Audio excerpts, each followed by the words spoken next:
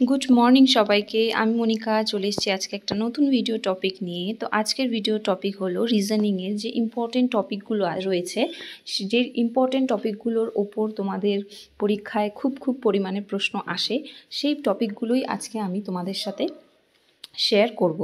এতদিন ধরে আমি ভিডিও দিতে পারিনি আমার অসুস্থতার কারণে এবং বিভিন্ন বিজনেসের কারণে।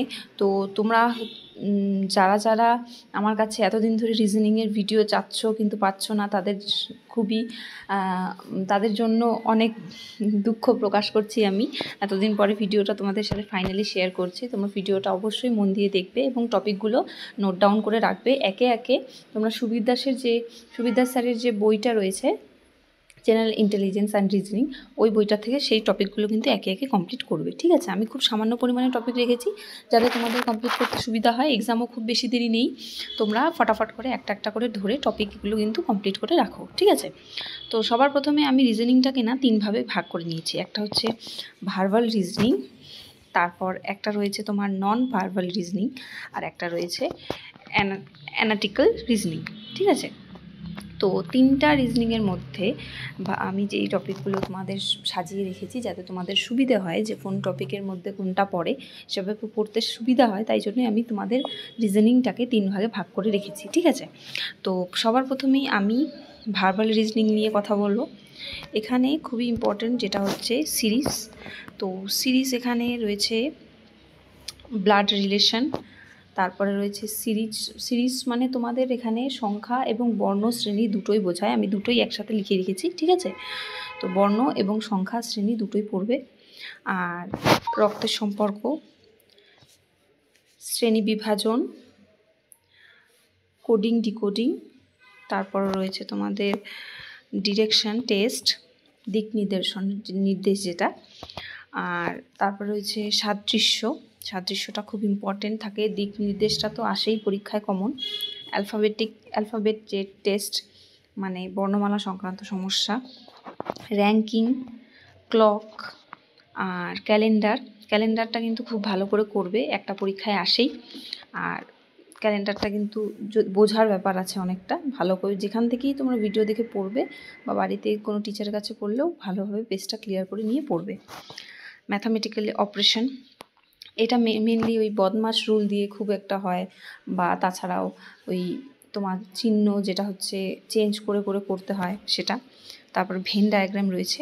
তো আমি ভার্বাল রিজনিংয়ের মধ্যে এই কয়েকটাই টপিক রেখেছি, তোমরা এটা কমপ্লিট করবে।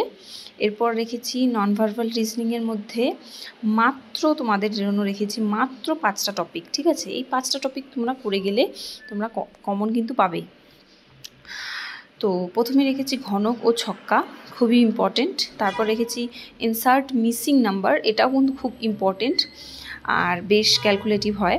তারপর কাউন্টিং ফিগার, যেটা হচ্ছে জ্যামিতিক চিত্র গণনা, এটাও important. Mirror image, water image, এ দুটো খুবই সহজ, একবার পড়লে তোমরা কিন্তু এটা খুব ভালোভাবে করতে পারবে, পরীক্ষায় আসলেই পারবে এরকম। এরপর রেখেছি অ্যানালিটিক্যাল রিজনিং, তার মধ্যে মাত্র 3টা টপিক রেখেছি, সেটা হলো স্টেটমেন্ট অ্যান্ড অ্যাজাম্পশনস, যেটা হচ্ছে বিবৃতি অনুমান, statement and course of action, আর একটা রেখেছি স্টেটমেন্ট অ্যান্ড কনক্লুশন।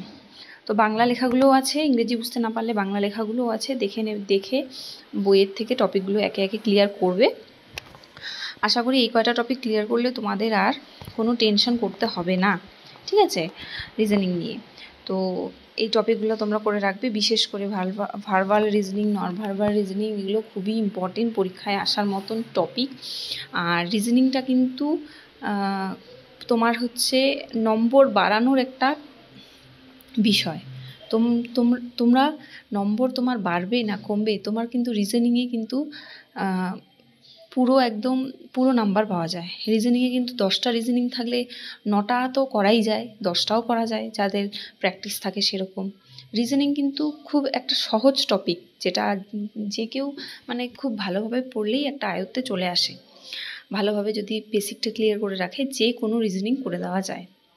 তো রিজনিংয়ের প্রচুর নাম্বার ওঠে, তোমরা রিজনিংটা কিন্তু একদম অ্যাভয়েড করবে না, রিজনিংয়ের মাধ্যমে কিন্তু নাম্বার তোলার খুব চেষ্টা করবে।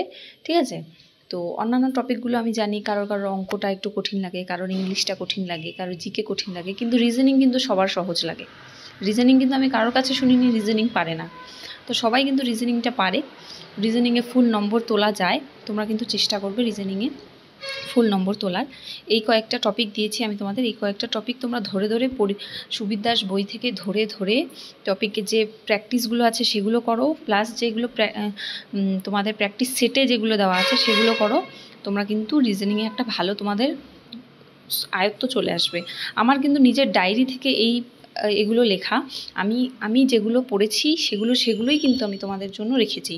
যে টপিকগুলো আমি বিশেষভাবে পড়েছি, বিশেষভাবে যে টপিকগুলোর উপর ফোকাস করেছি সেগুলো আমার ডায়েরিতে লেখা আছে, সেখান থেকেই কপি করে আমি কিন্তু তোমাদের এখানে তোমাদের জন্য কিন্তু সাজেস্ট করেছি।